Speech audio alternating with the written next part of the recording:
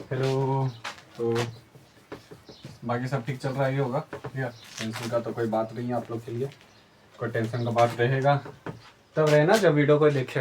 अभी तो वीडियो चल भी नहीं रहा, एक व्यू आ रहा है लेकिन ठीक है। तो आज क्या बात करने वाले हैं, आज हम लोग क्लास 7 के बारे में बात करने वाले हैं। क्लास 7। अब इस वीडियो को देखने से पहले जो भी हिस्ट्री पढ़ना चाहता है, क्लास 7 की पहली हिस्ट्री, ठीक है ना, हिस्ट्री बता रहे, तो इस वीडियो को देखने से पहले उस वाले वीडियो को पहले जाके देखो जिसके अंदर क्या हुआ था, मैंने हिस्ट्री के बारे में संक्षेप में बताया था, ठीक है। तो एक छोटा सा रिवाइज कर लेते हैं, रिवाइज करते हैं। जैसे पहला क्या था, आद्य, ठीक, उसके बाद प्राग, उसके बाद ऐतिहासिक। ऐतिहासिक ये क्या थे, कालखंड थे, ठीक है। ऐतिहासिक, ठीक है, ये क्या थे, कालखंड थे। इस कालखंड को बांटने के बाद इसके अंदर क्या क्या देखो, जैसे आधे ऐतिहासिक में क्या आता है, पाषाण काल। उसके बाद इसमें क्या आता है, सिंधु सभ्यता, ठीक है। और बाकी की चीजें किसके अंदर आती है, इसके अंदर। तो ऐतिहासिक काल को भी तीन भागों में बांटा गया, 4 भागों में बेसिकली, पर 3 भाग अभी करते हैं, ठीक है। सबसे पहले पूरा ऐतिहासिक, ठीक है, सबसे पुराना मध्यकालीन इतिहास काल, ठीक है, आधुनिक और वर्ल्ड, विश्व, ठीक है। ये है उस जो पहली वीडियो थी उसमें हम बता चुके, ठीक। पूरा में क्या क्या आता है, वैदिक, मगध नहीं, महाजनपद, ठीक है। उसके बाद ISP क्या आता है, इंडो ग्रीक, शक, पल्लव, कुषाण, ठीक है। उसके बाद क्या आते हैं, दक्षिण भारत के लोग आते हैं।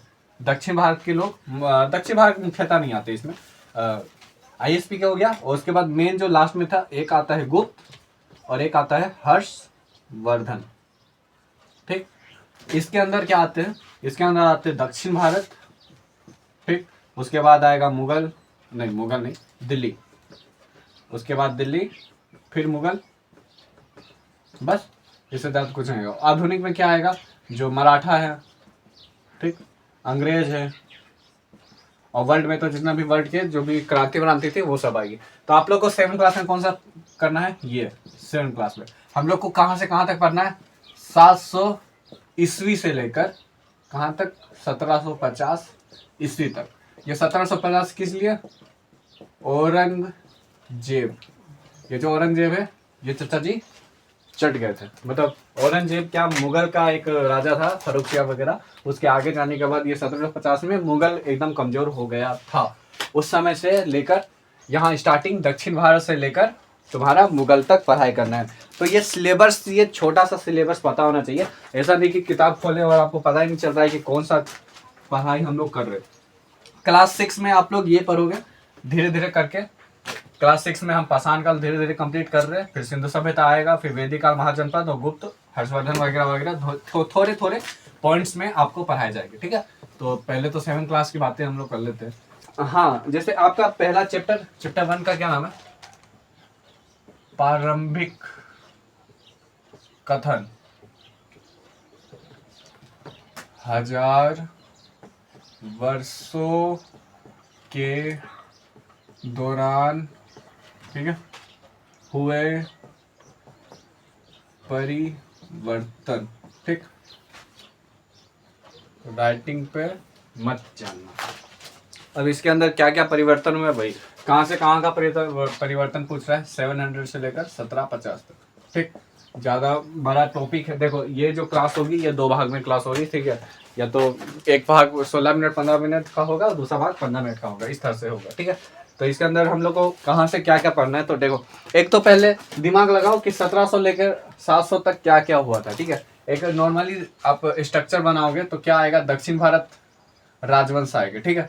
इसके अंदर चालुक्य और चालुक्य आएंगे और राष्ट्रकूट आएंगे, ठीक है, चित्रकूट बोल रहे थे, राष्ट्रकूट, चोल, पल्लव वंश वगैरह वगैरह, ये दक्षिण भारत के लोग आएंगे।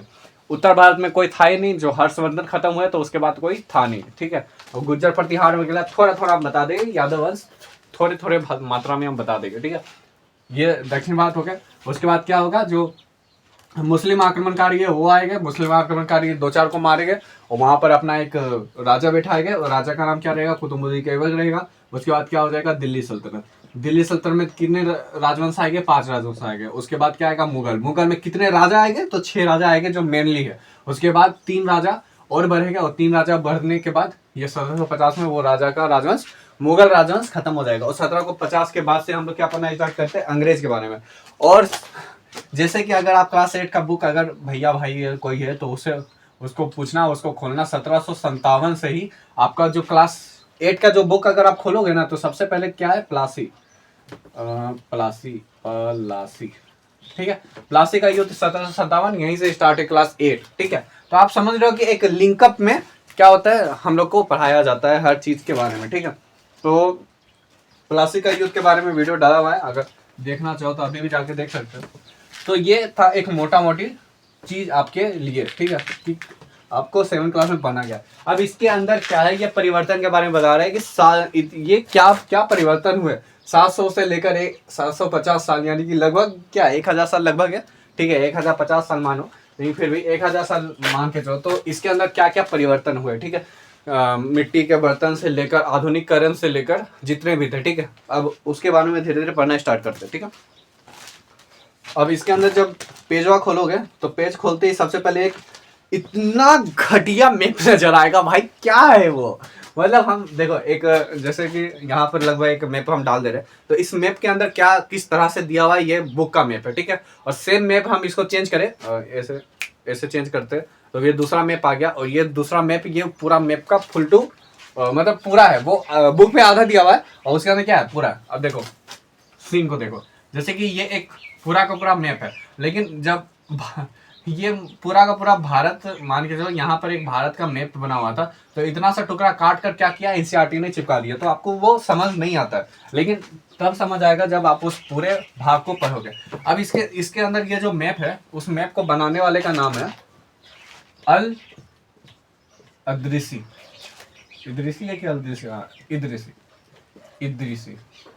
कब बनाया? 1154 में, ठीक। 1154 में इसने एक मैप बनाया। यही चीज याद रखने वाली है। देखो एक मूवी था जिसका नाम है चौक एंड डस्टर, उसके अंदर ऐसे क्वेश्चन वैसा पूछ रहा था। तो उसमें एक क्वेश्चन था कि जो एक वास्को दा गामा वगैरह वगैरह जो चचा लोग थे ना, वो लोग भारत में कौन सा मैप को फॉलो करते हुए आए। तो ये जो अल अदृसी वाला मैप है ना, उसी को फॉलो करते हुए आता है। अब ये क्या करता था ना, जैसे उत्तर दक्षिण, ये हो गया पूरब, ये हो गया पश्चिम। ये जो उत्तर दक्षिण पूरा पश्चिम ना, ये चचा ना मैप को इस तरह से बनाता था कि ये उल्टा हो जाता था। जैसे कि अगर आप ये मान के चलो ये भारत का मैप बना हुआ है, ठीक है। अगर आप ऐसे रखोगे ना, तो जो उत्तर प्रदेश उत्तर में दिखाई दे रहा है, यानी कि आगे दिखाई दे रहा है, तो रियलिटी में वो आगे नहीं है, कहाँ है, वो पीछे है। तो हम लोग का जो मैप बनता है ना, वो मैप हमेशा क्या होता है, उत्तर दक्षिण वो अलग साइड में होता है। जैसे अगर आप पूरब देखते हो तो पूरब उस तरफ है, लेकिन अरे सूरज तो पूरब से निकलता है ना, तो पूरब उधर से। और वो जो मैप है, मैप में पूरब किधर पढ़ते हो आप? उधर पढ़ते हो। तो हम लोग का मैप हमेशा उल्टा बनता है। समझने के लिए उल्टा पढ़ते हैं, क्योंकि वो जब भी मैप को हम लोग देखेंगे तो सीधा करके देखेंगे। वो एक बहुत बड़ी थ्योरी है, उसको मत समझो, बस इतना समझो कि जो मानचित्र है हमेशा उल्टा बनता है। तो ये जो चचा थे ना, उन्होंने भी क्या किया ना, उल्टा बनाना स्टार्ट किया। उल्टा कैसे बनाया? ये हो गया दक्षिण और ये हो गया उत्तर। इन्होंने पूरा का पूरा मैप को मतलब उल्टा नहीं बनाया, एक्चुअली इन्होंने सीधा बनाया। ठीक है, इन्होंने उल्टा नहीं बनाया, इन्होंने सीधा बनाया और एकदम परफेक्ट बनाया। यार सीधा जाओगे तो दक्षिण, अगर तमिलनाडु जाना है तो आगे की ओर जाओ, और अगर तुम्हें कश्मीर जाना है तो पीछे की ओर जाओ। लेकिन ये दिखने में उल्टा लगता है। कॉन्सेप्ट समझ रहा है ना? तो ये इस तरह का मैप होता था, जो पुराने समय में इन्होंने सीधा मैप बनाया, और बाकी लोगों ने जब आधुनिकरण हुई तो इन्होंने उत्तर दक्षिण इस तरह से हम लोग बनाना स्टार्ट किया। तो इन्होंने क्या किया ना, सीधा मैप बनाया, जिसके कारण से कुछ लोग अपना रास्ता को भूल गए। जैसे कि मान के चलो कि ये यूरोप का एरिया है और ये हो गया भारत का एरिया, ठीक है।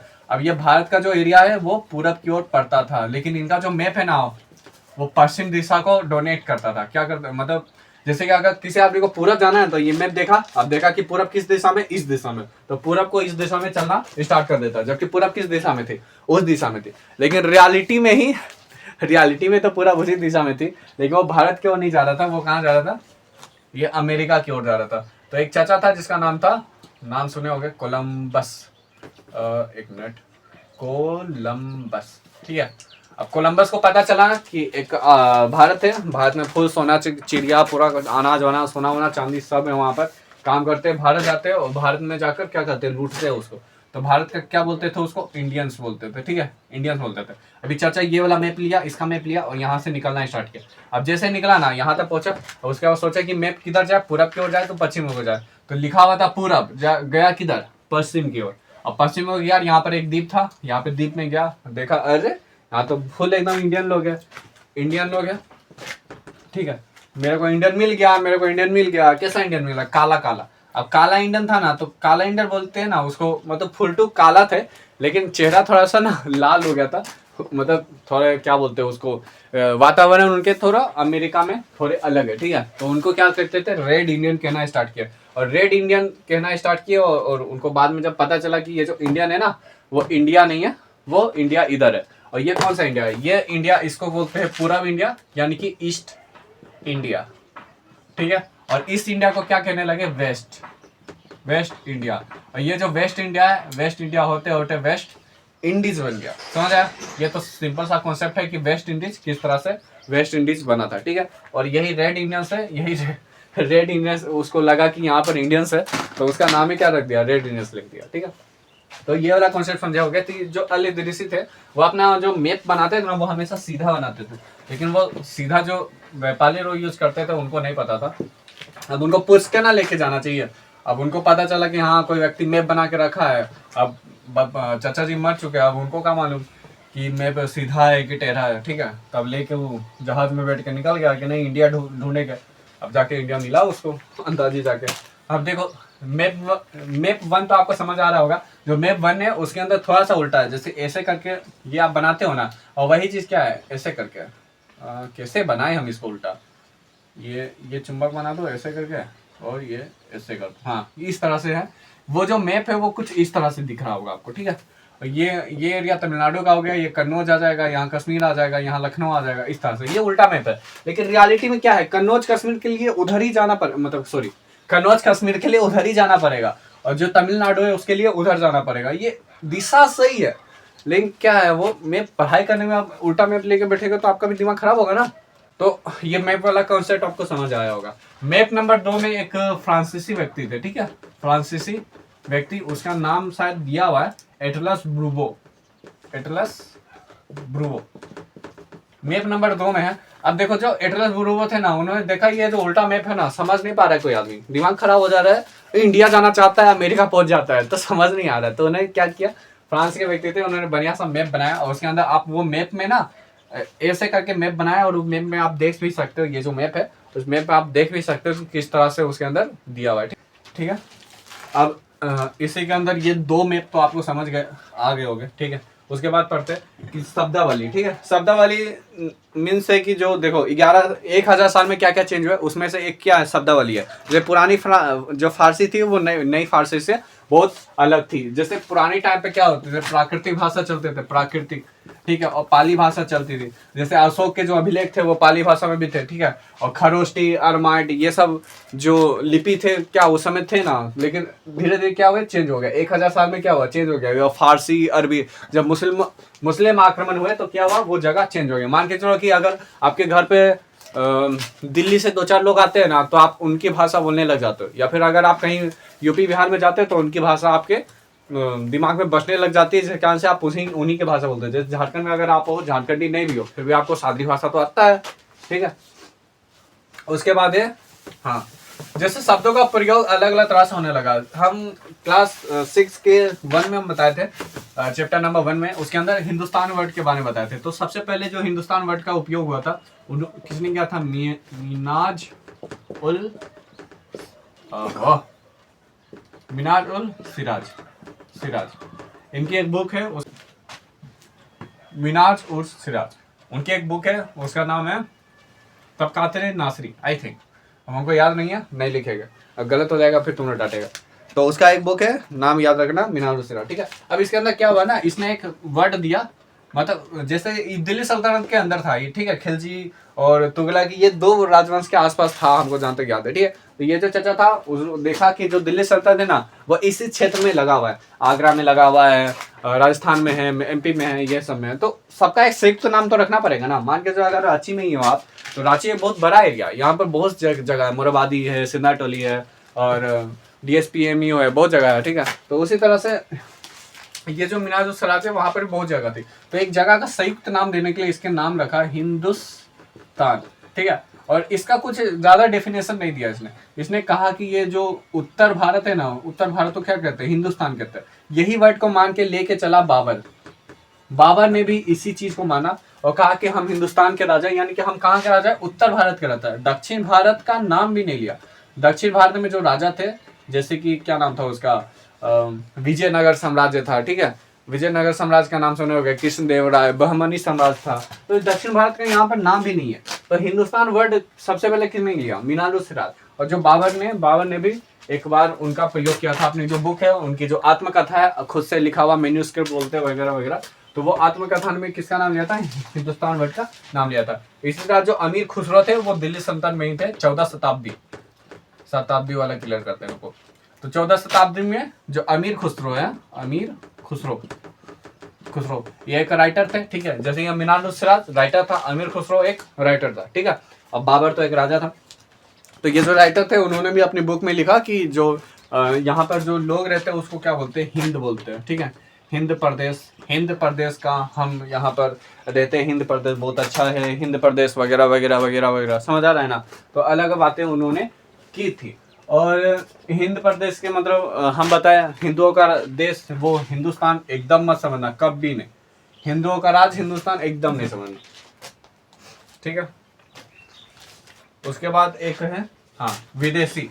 जैसे पुराने समय पे विदेशी किसको कहा जाता था, जैसे आज के टाइम पे विदेशी किसको कहा जाता है, जो दूसरे देश का हो। और पुराने समय में विदेशी किसको जाता था, जो दूसरे गांव का हो। जैसे मान के चल अगर हम यहाँ से दिल्ली गए ना, तो दिल्ली वाला बोलेगा ये विदेशी, समझ आ रहा, उतना से। तो पहले का विदेशी कैसे रहते थे, जो दूसरे गांव के हो। अभी के विदेशी कैसे रहते हैं, जो दूसरे देश के हो। तो उस तरह से परिवर्तन हुआ। किसके परिवर्तन हुआ, शब्दों में परिवर्तन हुआ। ये शब्दों में परिवर्तन के बारे में हम ये बता रहे। इतना वाला जो एरिया बताया ना कि शब्दों में परिवर्तन किस तरह से हुआ, ठीक है। अब स्रोत, ये हमको पता कहाँ से चलता है, ये जो यहाँ से यहाँ तक का इतिहासकार है, इतिहास हमको कहाँ से पता चलता है, ठीक है। तो जैसे ये सब तो बहुत सिंपल चीज है। इतिहास का पता करने के लिए बहुत ज्यादा भागा दौड़ी नहीं करते। जैसे सिक्का हो गया, ठीक है। इमारत हो गया, ठीक। और साहित्य हो गया, जो बुक लिख दिया, ठीक है। और फिर अभिलेख हो गया, ठीक, अभिलेख। तो यही सब छोटी छोटी चीजें हैं जिससे आपको पता चलता है। मिट्टी का बर्तन मिलेगा तो आपको पता चलेगा ना कि ये उस टाइम का है। उसका स्क्रीनिंग वगैरह करेगा तो आपको समझ आएगा, ठीक है। तो अब हम बात करते हैं, पहले सबसे पहले क्लियर करो शताब्दी का मतलब होता है 100 वर्ष। डायरेक्ट क्या रखो, शताब्दी का मतलब 100 वर्ष। जैसे मान के चलो यहाँ पर 2021 लिखा हुआ है, ठीक है। तो ये जो चीज है ना, इसमें +1 करो, और +1 करने के बाद जो आएगा ना उसको लिख दो शताब्दी, ठीक है। तो 2021 चल रहा है, अभी नहीं चल रहा, अभी तो 25 चल रहा है। तो 2025 में कितना शताब्दी चल रहा है, 21वीं शताब्दी चल रहा है। जैसे मान के चलो 1115 लिखा हुआ है, ठीक है। तो ये कौन सी शताब्दी चल रही है, 12वीं शताब्दी। ये 11 में +1 करना है, 15 में +1, 16वीं शताब्दी मत कर देना, ठीक है। तो 11 में +1 करना है। मान के चलो जैसे कि ये 1695 लिखा हुआ है, ठीक है। तो ये कौन सी शताब्दी चल रही है, 16 में +1 17वीं शताब्दी, ठीक है। इसी तरह मान के चलो कि 1701 चल रहा है, तो ये कौन सी शताब्दी, 18वीं। और ये 1700 चल रहा है, तो कौन सी शताब्दी, 18वीं। 1699 चल रहा है, तो कौन सी शताब्दी, 17वीं। समझ आया, सिंपल सा चीज है। शताब्दी वाला तो क्लियर हो ही होगा। देखो धीरे धीरे आपको सब क्लियर होगा। जैसे कि अभी हम मुगल के बारे में नहीं बताया तो बाबर आपको क्लियर नहीं होगा, और फिर बहुत दिल्ली दरबार के बारे में नहीं बताया, दिल्ली लोगों के बारे में नहीं बताया, तो अमीर खुसरो, मिराजुल सराज कुछ समझ नहीं आएगा। ये समझो कि राइटर तो समझ आता है ना कि ये राइटर थे, ठीक है। वो लिखता था, उसके किसी राजा के बारे में लिखता था, दिल्ली के जो राजा थे उसके बारे में लिखता था। ऐसा तो है ना, देखो जो राजा लोग का जो एजिंग होता था ना, वो 40 से 50 साल, इससे ज्यादा वो जीते नहीं थे। क्यों नहीं जीते थे, दिन भर मार काट करते थे, दिन भर। और दिन भर मार धार करता था ना, खाता था खाली चिकन वगैरह वगैरह। हर समय उसको डर लगा रहता था कि जो दूसरा मेरा भाई है, मेरा चचा है, मेरा भतीजा है, सब आके हमें को मारेगा। दूसरा डर लगा रहता था। और तीसरा ना बीमारी हो जाती है डर के कारण, जो एक एंजाइटी होता है ना वैसा। और जो बड़े बड़े राजा थे ना, जो डरते नहीं थे, वो लोग बड़ा राज किए। जैसे कि चंद्रगुप्त, अशोक, ये लोग बड़ा राज किए क्योंकि वो डरते नहीं थे। वो उनको पता था कोई भी आएगा सूरज काट देगा, वहीं पर फेंक देगा, ठीक है। तो राजा लोग का ज्यादा लंबा वो नहीं होता था समय, राजा में ज्यादा देता नहीं जीते थे, जो सैनिक थे वो भी ज्यादा देता नहीं जीते थे। जीते तो थे कृषक और जो साहित्य थे, जो लिखते थे लेखाकार, ठीक है, और जो भी लेखक थे, कवि थे, उस समय वो लोग बहुत लंबा जीते थे।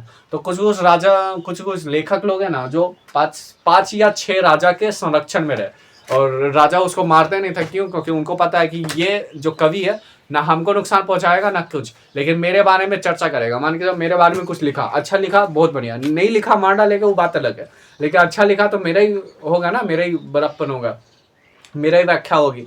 तो वो अच्छा अच्छा चीज़ लिखते थे, उसे उनको पता चलता था कि ये कवि बहुत अच्छे हैं, अब हम इसको अपने पूरा एरिया में रखते हैं। जैसे हर राजा के पास बहुत अच्छे अच्छे कवि होते थे, ठीक है, अशोक के पास भी था, और हरिसेन आई थिंक अशोक के पास थे, और अभी अमीर खुसरो के बारे में बताया, मिराजुल सिराज बताया, अकबर के बारे में अबुल फजल थे, ठीक है, तो बहुत लोग थे। ठीक, समझ आया? कवि वाला सिस्टम समझ आया होगा, ठीक है। अब इसके बाद क्या करना था, कागज, कागज का मूल्य। ये बहुत सिंपल सा कागज, सिंपल सा थ्योरी समझो। 13वीं शताब्दी में कागज नहीं बने थे, लेकिन कागज बनना स्टार्ट हो गया। जैसे कि 5G नेटवर्क, 5G नेटवर्क है ना, 2021 प्लस के बाद से ना वो 5G नेटवर्क अपने अस्तित्व में आने लग गया था, ठीक है। तो 5G लोग यूज करने लग गए थे, लेकिन 5G बहुत महंगा था। लेकिन 2025 अभी देखो फुल एकदम फ्री चल रहा है 5G, ठीक है। तो ये कितना साल का अंतर है, 4 साल के अंतर में ये फुल एकदम बढ़िया से यहाँ से लेकर यहाँ चल गया। 5G उस समय लेना बहुत मुश्किल था, उस समय 4G ना चल रहा था, 3G का भी मार्ग चल रहा था, ठीक है। तो 2021 में 3G भी नहीं उतना सही से काम कर रहा था, 2025 में अभी 5G धड़ाधड़ भाग रहा है, ठीक है। इतना वीडियो दो क्या बोलते हैं इसको यार, जीबी का वीडियो हम अपलोड कर रहे हैं, 5G के कारण अपलोड कर पा रहे हैं, ठीक है। तो समझ आ रहा है ना। तो 13वीं शताब्दी में कागज धीरे धीरे बनने स्टार्ट हुए थे, और 14वीं शताब्दी में कागज इतना बनने लग गए कि क्या बताएं। जो संत लोग थे ना, अपनी उपदेश भी लिखते थे ना कि हाँ संसार दुखों से भरा हुआ है, हर दुख का कारण इच्छा है वगैरह वगैरह, तो वो क्या कहते हैं, साहित्य में ही लिखते थे, कागज के ऊपर लिखते थे। वो जो कागज को लिखते थे, जैसे कि उसके अंदर बहुत दिया हुआ है, जैसे कागज पे लिखने के लिए क्या क्या होते थे, उपदेश होते थे, अर्जियां होती थी। मान के चलो कि कोई राजा के पास जाना है, राजा जी हमको टैक्स माफ कर दीजिए, तो कहाँ का माफ करे, कुछ बताए, लिख के देगा तब ना माफ करेगा। तो वहाँ लिख के देता था कि ये जो राष्ट्र है, ये राष्ट्र में टैक्स बहुत ज्यादा बढ़ गया है, उसको थोड़ा कम करो यार। अदालत दस्तावेज, मान के चलो किसी को सजा वजा देना है, ठीक है, तो ये लिख देगा कि ये जो रामू है ये बकरी चोरी किया, इसको मार डालेंगे। और राजा के पास फरमान पहुंचा, तो राजा देखेगा बकरी चोरी है, वक्त ऐसे काट देगा उसको, ऐसा डायरेक्ट सजा तो नहीं देगा, ठीक है। और हिसाब किताब के बारे में जो भी लिखता था वो क्या होता था, पेपर में लिखा जाता था। जो करों के बारे में, टैक्स के बारे में लिखते थे, वो क्या होते थे, करों के बारे में। अब ये जो सारे के सारे कागज थे वो कहीं एक जगह पे रखते थे, उस जगह को क्या बोलते थे, अभिलेखागार। खत्म, अभिलेखागार बोलते थे, ठीक है। अब यहीं पर अभिलेखागार में सभी चीजों को रखा जाता था। तो ये समझ आया। 13वीं शताब्दी में कागज नहीं बने, और 14वीं शताब्दी में कागज इतने बनने लग गए कि बहुत एकदम नॉर्मली उसका यूज होने लग गया, ठीक है। आज के टाइम पे तो पेपर का कुछ मूल्य नहीं है, लेकिन क्या बोले, पेड़ कट रहे हैं, ठीक है। अच्छा एक सिंपल सा क्वेश्चन, 13वीं शताब्दी और 14वीं शताब्दी के अंदर कितने साल आएंगे, ठीक है। तो कितने साल आएंगे, 100 साल आएंगे। तो 100 साल में कुछ ना कुछ तो परिवर्तन हुआ होगा ना। 4 साल में इतना परिवर्तन हो गया, तो 100 साल में सोच लो। समझ आ रहा है ना। हाँ, तो इसमें देखो चीन ने कागज की खोज की थी, ठीक है। चीन ने कागज की खोज की थी, और इस समय ना छापे खाने नहीं थे, ठीक है। छापे खाने का मतलब है ना कि मान के चलो कि कोई चीज को अगर आप लिख रहे हो ना, वही चीज को सेम टू सेम लिखना है ना, तो उस समय ऐसा नहीं था कि ऐसे पानी डाला और यहाँ से ऐसे हो गया, कॉपी हो गया, ठीक है। तो कॉपी बहुत उस समय बहुत मुश्किल था, जेरोक्स बहुत मुश्किल था उस समय ना। जेरोक्स का यहाँ पे कुछ नाम भी लिखा हुआ था, शायद हम लिखे नहीं, तो उस समय जेरोक्स करना बहुत मुश्किल था। तो जैसे कि अगर आप एग्जाम में चीटिंग वीटिंग करते हो ना, तो आपको पता होगा कि सामने कॉपी लिख के कॉपी से लिखना बहुत मुश्किल होता है। तो उस समय लोग लिखते थे। एक व्यक्ति है जिसका नाम है जियाउद्दीन मांगबरनी, ठीक है। इसने क्या किया ना, 1356 में अपने बारे में कुछ लिखा, और जब लिखा ना तो 1 साल बाद उसको लगा ना अच्छा नहीं लिखा, उसको चेंज करते हैं। अब सेम टू सेम कॉपी को क्या हुआ ना, वो सेम टू सेम निकाला, लेकिन कुछ वर्ड उसको चेंज किया।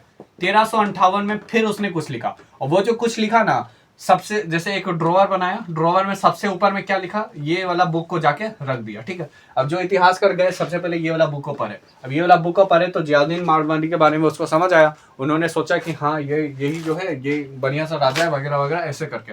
अब बहुत टाइम बाद, यानी कि बहुत टाइम बाद बोले तो कब मिला था यार ये 1771 1971 में 1971 में फिर से एक बुक मिली जो 1356 में लिखी गई थी, जियाउद्दीन मांग बरनी की। ठीक है, इसको भी लिख देते हैं जियाउद्दीन और मांग बरनी। ठीक है, जियाउद्दीन मांग बरनी की एक बुक थी जो 1356 में लिखी गई थी, वो दोबारा उसको मिली और तब इतिहासकारों ने पता किया कि हाँ यार मतलब इसने दो बुक लिखा है और दोनों को किस तरह से उसने कॉपी किया होगा तुम समझ सकते हो। ठीक है, यहाँ तक समझ आया। उसके बाद है नए सामाजिक या राजनीतिक समूह। ठीक है, अब इसके अंदर बोल रहा है ना कि ये जो 1050 साल है इसके अंदर क्या क्या परिवर्तन हुए सामाजिक और राजनीतिक समूह में। ठीक है, तो इसको खाली आप रीडिंग मान लोगे ना तो भी आपको समझ आ जाएगा। ठीक है, सिंचाई में राहट का उपयोग होने रहा। राहट का मतलब एक हल बोल सकते हो, हल या फिर वो जो पानी का चरखा चलाते हो ना, जैसे मान के चलो कैसे बताया, एक टायर लेना, टायर के अंदर हर तरफ से ना वो मगा डाल देना। ठीक है, तो और नीचे में जो वो रहेगा ना नाली का पानी रहेगा, तो ऐसे करके उठाओगे ना तो यहाँ से पानी भरेगा और दूसरा साइड में पानी गिराएगा। राहट का फोटो डाल दिए। ठीक है,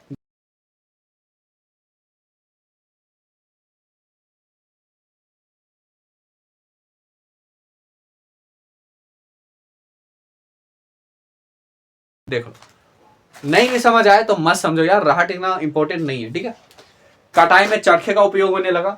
चरखे बोले तो धारदार चीज, ठीक है, जो लोहे के होते थे। ठीक है, और युद्ध में बारूद का उपयोग होने लगा। ठीक है, बारूद नए नए चीजें बनने लगे, बम बला का, पहले तलवार का यूज होता था, अब बारूद का यूज होने लगा। ठीक है, नई खान पान की चीजें आने लगी जैसे आलू, मक्का, मिर्च, चाय, कॉफी, व्यापार और व्यापार मतलब ठीक है, आलू, मक्का, मिर्च, चाय और कॉफी, ये सब नई नई चीजें नॉर्मल चीजें आने लगी। पहले चावल गेहूं बनते थे, आटा बनते थे, देखिए अब बढ़िया से आलू का चोखा बनने लग गया। ठीक है, और आलू का पराठा बनने लगा, मिर्च मसाला डाल के एकदम मसाला चाय सब लोग पीने लग गए। और कॉफी तो पुर्तगाल लोग ने लाई थी, आलू भी पुर्तगाल लोग ने लाया थी, खैनी भी पुर्तगाल लोग ने लाया था। ठीक है, क्लास 8 में पढ़ना ये वाला। तो व्यापार समूह में होने लगे क्योंकि उस समय ना एक्चुअली मुसलमान का आगमन बनने लगा, मुसलमान लोग बहुत ज़्यादा आगे बढ़ने लगे। आगे बढ़ने का इन द सेंस मतलब थोड़े से वो अजीब थे। ठीक है, वो लुटेरे टाइप थे, तो लुटेरे टाइप थे तो जिन कारण से वहाँ पर लूटपाट बढ़ने लगे। ठीक है, और लूटपाट बढ़ते बढ़ते इतना बढ़ गई ना कि व्यापार, अगर कोई व्यापारी सिंगल आदमी जाता था ना तो उसको लूट के फेंक दिया जाता था। तो लूटपाट बहुत ज़्यादा हो गया, तो व्यापार समूह में होने लगे ताकि लूटपाट से बचा जा सके। ठीक है, जो सबसे मेन राजा होता था, जो सबसे ऊपर होता था, उसको क्या बोलते थे? राजपूत। राजपूत या राजपुत्र, राजपुत्र। तो सबसे ऊपर तो राजा होता था। ठीक है, ये जो राजा मेन था वो शासन करता था। वो जो शासन करता था ना, हर राजवंश में अलग अलग उसकी क्रियाएं थी। जैसे एक के पास डीएम थे, एक के पास डीसी थे। ठीक है, अलग अलग उर्जने एक पद बना के रहते। लेकिन गांव के क्षेत्र में, जो गांव का क्षेत्र था उसमें ऐसे नहीं होता था कि आज गांव का मुखिया कोई और है, कल गांव का मुखिया कोई और होगा। नहीं, उसके अंदर एक बंधा हुआ रहता था, गांव के मुखिया एक ही रहते थे। ये गांव के मुखिया क्या होते थे? राजा से कनेक्टेड रहते थे। राजा जो बोलता था इसको उनको वो करना पड़ता था। मान के जो ये एक बड़ा सा क्षेत्र है, उसका गांव का मुखिया ये है। अगर राजा चाहता तो यहाँ पर कोई एक बड़ा सा पद को भेज देता, जिसको जागीर बोलते या मनसबदारी बोलते, वो यहाँ पर जाके इसको मारता और ये बाकी के लोगों को मारता। तो समझ आ रहा है? तो वो जो मेन था वो क्या नाम था उसका? राजपूत था। वो राजा मतलब मेन व्यक्ति रहते थे। ठीक है, इसमें राजपुत्र में कोई भी हो सकता था, जैसे एक बहुत छोटे से देश का राजा हो सकता था। ठीक है, क्षत्रिय व्यक्ति हो जाता था, सेनापति हो जाता था। सेनापति जैसे कि हम बताएं, अगर कोई राजा चाहेगा तो कोई भी मनसबदारी को भेज सकता है, कोई भी पद को। यहाँ पर ये इस क्षेत्र का टैक्स वैक्स निकालेगा। ठीक है, सेनापति समझ गया, क्षेत्रीय समझ गया। क्षेत्र एक जाति का नाम है जो हमेशा लड़ाई झगड़ा करते रहते हैं। ठीक है, जैसे कि इसके अंदर ऐसे ही एक राजा के नाम थे, जैसे मराठा, सिख, जाट, ये सब अहोम, और ये क्या है? कास्य। कास्य करके कुछ राजा वाजा हो गए जो इसी तरह से वो उभरे थे। मान के तो राजा ने किसी एक मनसबदारी के लिए किसी को भेजा, किसी को नियुक्त किया होगा, और इसने क्या बोला? राजा को बोला, बक हम तेरे हाथ में ही नहीं रहेंगे, हम तो अलग से अपना राजवंश बनाएंगे। ठीक है, ये अलग से राजवंश बनाया। उसमें से बड़े बड़े जब मुख्य राजवंश हुए उसका नाम था मराठा, सिख, जाट, अहोम या कास्य करके। ठीक है, मुख्यतः लिपियों और मुंशियों के कार्य करते थे। हाँ, यानी कि राजा इन लोग को नीचे यहाँ पर बेचता था ना, तो ये क्या करते थे? या तो राजा के बारे में लिखते थे, या तो राजा के कर जो टैक्स देते थे ना उसके बारे में लिखते थे। ठीक है, अब मान के जो यहाँ पर ये इतना बड़ा में जो भी पैसा वैसा आ रहा है ना, वो पैसा क्या करता था? राजा को देता था। तो उसका जो लेखा जोखा है उसको बनाना पड़ता ना, तो वही काम करते थे। जैसे कि सबसे मेन बात बताए तो जो शिवाजी थे, शिवाजी महाराज, हमको ज़्यादा याद नहीं है, महाराष्ट्र में कोई जगह है शिवनेर आई थिंक, तो शिवनेर के जो उनके मुंशी थे, उनके जो पिता है ना वो शिवनेर के मुंशी थे उनके पिता, और वो लेखा जोखा बना के क्या करते, राजा को देते थे, महाराष्ट्र के राजा को। लेकिन एक दिन मराठा बोले कि ना, ये अपना जमीन है, अपना जमीन है, हम लोग खेती करते हैं तो हमें लोग यहाँ के राजा रहेंगे, हम दूसरा को टैक्स क्यों देंगे, टैक्स को कम करेंगे। तो वो मुगल साम्राज्य से लड़ गए, मराठा बोले तो शिवाजी, ठीक है। तो उस तरह से शिवाजी का मराठा साम्राज्य का उदय हुआ था। तो वो आगे जाके पढ़ोगे, इसी में पढ़ोगे एक्चुअली, ठीक है। कृषक बनने लगे, जो लोग राजा से डरते थे तो कृषि बहुत ज़्यादा व्यापारी में होने लगी।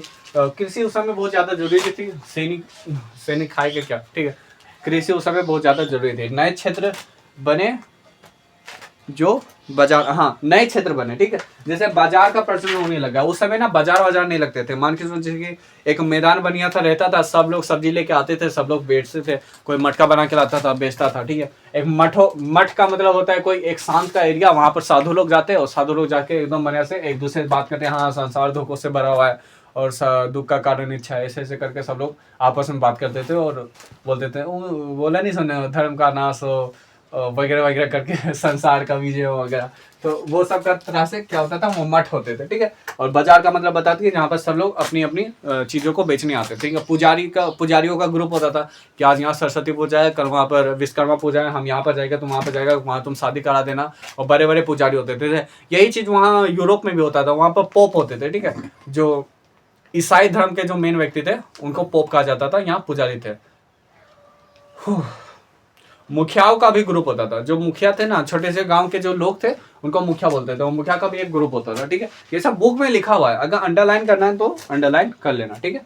कर व्यवस्था अलग थी, बेगारी व्यवस्था अलग थी। कर व्यवस्था अलग थी, बेगारी व्यवस्था अलग थी। कर व्यवस्था वही चीज है, मान के चलो कि जो राजा है उन्होंने किसी पर टैक्स दे दिया, वो टैक्स को आपको देना पड़ेगा। बेगारी व्यवस्था, अगर आप टैक्स नहीं दे पाए तो आप जीवन भर उसकी बेगारी करोगे, यानी कि वो जो बोलेगा वो आपको करना पड़ेगा। वो बोलेगा धान काटो तो धान काटना पड़ेगा, वो बोलेगा धान सुखाओ तो धान सुखाना पड़ेगा, समझा। और अंतर बहुत बढ़ गया था धीरे धीरे, क्योंकि जो पुजारी थे वो आगे बढ़ने लग गए थे, ठीक है। जो सामंत आते थे वो उनको कृषक जो रहते थे कृषक बनने लग गए। कृषक जब बढ़े तो जो लोग थे वो उनसे राजाओं से डरने लग गए, और राजाओं से धीरे धीरे डरते डरते क्या हुआ, जो जाति वर्ग है वो ऊपर उठने लग गया, ठीक है। उच्च नीच का दर्जा बढ़ गया, उपजातियां बनने लग गई, जातियां बनने लग गई, ST SC आने लग गए, ठीक है। उच्च नीच का दर्जा बढ़ा, छुआछूत बनने लग गया, कार्य कुशलता पर निर्भर होने लग गया। हाँ जैसे कि जो मुखिया बनता था ना, वो मुखिया ऐसा नहीं कि हाँ ठीक है आज से तुम मुखिया, तो मुखिया बनने के लिए वो भी रहता था कि वो क्या क्या कर सकता है, ठीक है। आदमी को डरा सकता है कि नहीं डरा सकता, अगर नहीं डरा पाएगा तो क्या फायदा उसका मुखिया बनने का। तो वो सब नॉर्मल सी चीजें, ठीक है। स्वयं के नियम होते थे, जो मुखिया लोग थे वो अपना स्वयं का नियम लगाता था कि ये जो कुआं है, आज से कुआं में हम ही पानी भरेंगे, तुम लोग कोई पानी नहीं भरेगा, ठीक है, तुम लोग बाहर में जाओ। तो ऐसा एक चीज वो मुखिया अपने अपने में क्षेत्र में रखते थे। टैक्स का अगर मान के चलो कि जैसे 70 रुपए किसी चीज पर टैक्स लगता था, तो मुखिया लेते थे 80 रुपए, और बाकी का 70 रुपए उसको बचाते, 10 रुपए अपने पास रखते, भ्रष्टाचारी होती थी। तो अपने अपने नियम को वो उपयोग करते थे, क्योंकि वो पद बहुत बड़ा था ना। मान के चलो अगर तुम्हें पुलिस ऑफिसर बन जाओगे तो कौन सा हेल्प करोगे किसी का, समझ आ रहा है ना। जाति पंचायत होती थी, हाँ ये जाति पंचायत वाला ही लिख लेना कि मान के चलो कि जैसे हम गुप्ता कास्ट के हो गए तो गुप्ता कास्ट का अलग जाति होती, पंचायती होती थी। जो साहू कास्ट है उसका अलग पंचायती होती थी, वगैरह वगैरह। तो कोई राजपूत है उनके अलग पंचायती थे, और जो छोटे राज्य हैं उनके अलग पंचायती थे। उस समय तो एक्चुअली हर जगह पर अलग अलग जाति ही रहती थी। जैसे कि महाराष्ट्र में मराठा रहते थे, तो झारखंड में आदिवासी रहते थे, बिहार में बिहारी वाले लोग रहते थे जो अलग भाषा में बोलते थे, कर्नाटका में और अलग भाषा में बोलने वाले लोग थे। तो ऐसे ऐसे अलग अलग जाति हर जगह पे बैठी थी। आज के टाइम पे जो मतलब जैसे व्यापार के लिए हम लोग इधर से उधर जाते हैं ना, जो मान के चलो कि जो बिहारी व्यक्ति है वो गुजरात में काम करने के लिए जा रहा है, ठीक है, तो उनकी जाति कहाँ है, बिहार की है। जो गुजराती व्यक्ति है वो झारखंड में अगर व्यापार करने के लिए आ रहा है तो उनका जो जाति है वो गुजरात में है, वो गुजरात में ही रहते हैं। अगर कुछ ग्रुपिंग होगा तो वो गुजरात में जाएगा। तो इतना समझ आया, बाकी का क्लास कल करेंगे। 7 क्लास वाला ये मेन टॉपिक था, ये इस बार थोड़ा ज़्यादा हो गया, हम अगली बार और शॉर्ट नोट्स लाएंगे, ठीक है। आई थिंक 30 मिनट्स हो ही गया। अरे कैमरा हिल गया था यार।